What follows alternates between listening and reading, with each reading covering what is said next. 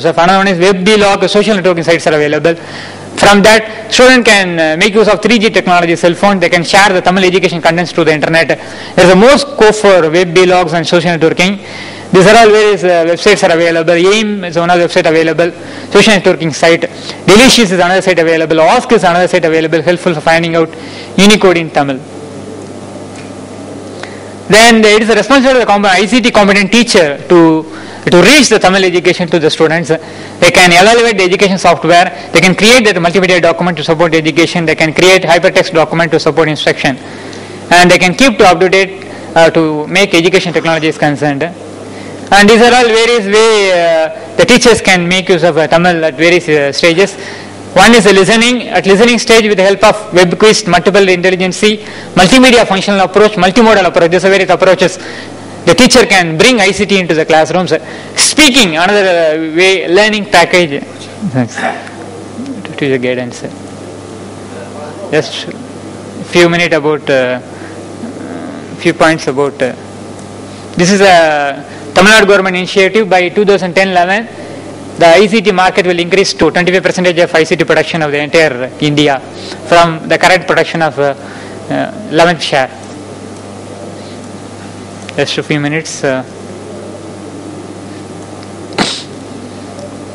the help of ICT, the employment may grow up to maximum of 15%. The challenges are mainly concerns with the infrastructure related. Around the clock internet facility is necessary. Then the people readiness is necessary. Their acceptance. Then not only PowerPoint should facilitate. The teachers should familiar with the 2D and 3D multimedia packages so that they can extensively reach the ICT to the classrooms. Capacity building is necessary. The culture, procuring the technology, accepting the technology, train the teachers, managing the content. The periodic evaluation research is necessary so that the curriculum will gain. The internet has various shortcomings. These are all the main thing. Test center facility is lacking. No scope for group discussion. Difficulty in reading lessons over the internet is a long time. Doubts cannot be cleared immediately. The computer with internet connection is must. So this is what the various challenges. So at the end, it is a responsibility of the Tamil teachers. It is a responsibility of the society to bring technology to the classrooms. The Tamil language teachers are already using IT to their lessons for the past few years. So they have to migrate from planned drill and practice to the ICT based education. This is the one migration from Gogentive to Metagogentive to reach the Tamil to the end users. So thank you very much. Thank you. முனிவர் பூ ரஞ்சித் ஜெப தங்கையா அவர்கள் பேச இருக்கின்றார்கள்.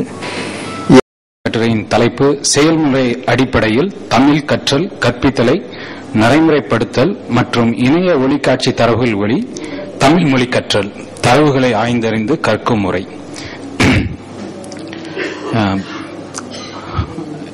இன்றைய உலகம் கணினி உலகம். இந்த நூற்றாண்டில் கணினி பயன்பாடும் நடைமுறை மனித வாழ்க்கை பிரிக்க முடியாத ஒன்று. இது எல்லா ஃபீல்டிலும் இருந்தாலும் கற்றல் கற்பித்தலும் அதிகமாக இது பயன்பெற்று வருகிறது. கற்பித்தல் என்று சொல்லும்போது தொடக்க கல்வி முதல் பள்ளி கல்வி, தொழில்நுட்பம் மற்றும் உயர்கல்வி, இன்னும் ஆராய்ச்சிகள், இன்னும் கற்றலில் நிர்வாகம், மேலாண்மை என எல்லா இடத்திலும் இந்த கணினி மிகவும் அவசியமாக இருக்கிறது. கற்பித்தலை எடுத்துக்கொண்டால் கணிப்பொறி மூலம் செயல்முறை ஆய்வகங்கள் லாங்குவேஜ் படிக்கிறதுக்கு அதிகமாக யூஸ் பெற்று வருகிறது. நூல்கள், மின் நூல்கள் நிறைய இருக்கின்றது. ஒளி வழி விரிவுரைகள் இருக்கின்றன. 2 சைட் அதில் போட்டிருக்கேன்.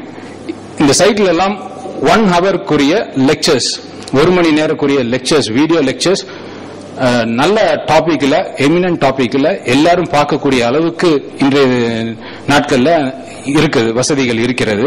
அதே போல அந்த ஸ்டான்ஃபோர்ட் EDU அந்த சைட்ல கூட ஆடியோ டீச்சிங் நிறைய இருக்கின்றன. அதே போல ஒளி வழி நுணுக்கமான கருவுரைகள், போட்காஸ்ட், சின்ன சின்ன கிளிப்பிங்ஸ், பட் இம்பார்ட்டன்டான கிளிப்பிங்ஸ், மிக முக்கியமான கருத்துக்களை வெளிப்படுத்தக்கூடிய போட்காஸ்ட் அது கூட இருக்கின்றன. அதே போல கற்றல் மேலாண்மை கருவிகள் மூடல் சாப்ட்வேர் போன்ற சாப்ட்வேர்ஸ் இருக்கின்றன. சோ இதையெல்லாம் வைத்துக்கொண்டு தொடக்க கல்வி முதல் பள்ளி, கல்லூரி, உயர்கல்வி, தொழில்நுட்ப கல்வி, ஆராய்ச்சி என கல்வியின் அனைத்து நிலைகளிலும் இணைய வழியிலேயே சிறப்பாக கற்பித்திடவும் கற்றிடவும் ஏதுவான பல நிறுவனங்கள் உலக அளவிலும் நம் நாட்டிலும் வளர்ந்துள்ளன. செம்மொழி தகுதி கொண்ட நம் தமிழ் மொழியை இணைய வழியில் கற்பித்தலுக்காக தமிழ் இணைய பல்கலைக்கழகம் ஒன்றை நம் தமிழ்நாடு அரசு நிறுவி செம்மையாய் நடத்தி வருவது நம் தமிழ் மொழிக்கும் நமக்கும் பெரும் சிறப்பு ஆகும். தமிழ்நாட்டு பல்கலைக்கழகங்கள் பலவும் நடத்தி வரும் தொலைமுறை கல்வியில் இணைய வழி பாடத்திட்டங்கள் நடைமுறைப்படுத்தப்பட்டு பல்லாயிரக்கணக்கான மாணவர்கள் பயன்பெற்று வருகின்றனர், பயன்பெறுகின்றனர். இன்னும் பலர் பயன்பெறுவர் என்பது போற்றத்தகுரியது. மேலும் பல்வேறு பல்கலைக்கழகங்களும் தொழில்நுட்ப கல்வியும் இணைய வழியில் பாடங்களை கற்பித்தலை அறிமுகப்படுத்த இருப்பது நமக்கு மகிழ்வான செய்தியாகும். அமெரிக்க ஐக்கிய நாடுகளில் ஆண்டுக்கு 5 மில்லியனுக்கும் மேற்பட்ட மாணவர்கள் இணைய வழியில் கல்வி பெறுகின்றனர் என்று அந்நாட்டு உயர்கல்வித்துறை அறிக்கை தெரிவிக்கின்றது. அப்படி என்றால் எவ்வளவு இம்பார்ட்டன்ஸ், எவ்வளவு முக்கியத்துவம் இந்த வழி கல்விக்கு தேவைப்படுகிறது என்பதை நாம் அறிந்து கொள்ள வேண்டும். மேலும் அந்நாடுகளின் மேல்நிலைப் பள்ளிகளில் கல்வியில் இணைய வழி கல்வி என்பது நீண்ட கால திட்டமாக பல்வேறு பள்ளிகளில் நடைமுறைப்படுத்தப்பட்டுள்ளதாகவும் அவ்வறிக்கை தெரிவிக்கின்றது. பள்ளி கல்வியிலேயே இணைய வழி கல்வி நடைமுறைக்கு வந்துவிட்டால் உயர் நிறுவனங்கள் தரமான உயர் கல்வியினை இணைய வழியில் கொடுப்பது இன்றைய அவசிய தேவையும் அதற்குரிய முயற்சிப்பது அரசின் நீங்கா கடமையும் ஆகும். இணைய வழி கற்பித்தலில் அதற்கான பயிற்றுநர்களுக்கும் தெளிவான முறையான தொடர் பயிற்சியும் இன்றியமையாதது. மரபு வழி வகுப்பறை கல்வி முறையிலிருந்து அறுபட்டு புதியதும் எளிமையுமான செயல் வழி கற்றல், இணைய வழி கற்றல் முறைகளுக்கான பல ஆய்வுகளையும் உத்திகளையும் பயிற்றுநர்களும் பேராசிரிய வல்லுநர்களும் நவீன தொழில்நுட்பம் மூலம் கண்டுபிடித்து வருகின்றனர். தொடக்க பள்ளி கல்வியில் செயல் வழி கற்றல் கல்வி முறையினை தமிழ்நாடு அரசும் அறிமுகப்படுத்தியுள்ளது. செயல்வழி கற்றல் முறையானது உறுதியாக திறமையான மாணவர்களை தமிழ்நாட்டில் உருவாக்கும் என்பது கல்வி போல உண்மையாகும். ஒளி வழியில் செயல் வழி கற்றல் என்பது மிகவும் பயனுடையது.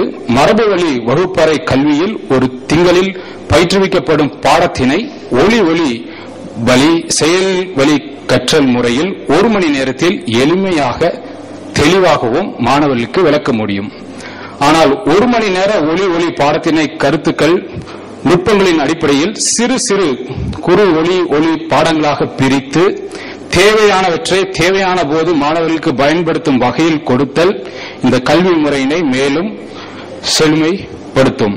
ஏனென்றால் 1 மணி நேரம் யாரும் ஒரு இதை பார்க்கறது இல்லை. அதனால முக்கியமான கருத்துக்களை கொடுத்தால் இன்னும் அதிகமாக இருக்கும்.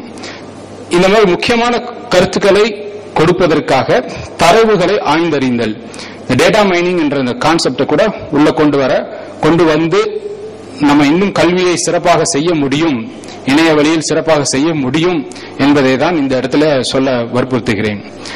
மிகுதியான தரவுகளை ஆய்ந்தறிந்தல் என்றால் என்ன? மிகுதியான எண்ணிக்கை கொண்ட அல்லது சிக்கலான தரவுகளை கொண்ட ஒரு தரவு கோவையிலிருந்து ஒத்திசையான உரு அமைப்புகளை அடையாளம் காணல் மற்றும் அவ்வமைப்புகளை வெளிக்கொணர்தல், ஹிடன் நாலேஜை வெளியே கொண்டு வர்றது. அதிநுட்பமான தேடல் உத்திகளின் வழியில் புள்ளியியல் படி முறைகளை பயன்படுத்தி தரவுகளை ஒத்திசைவான உரு அமைப்புகளையும்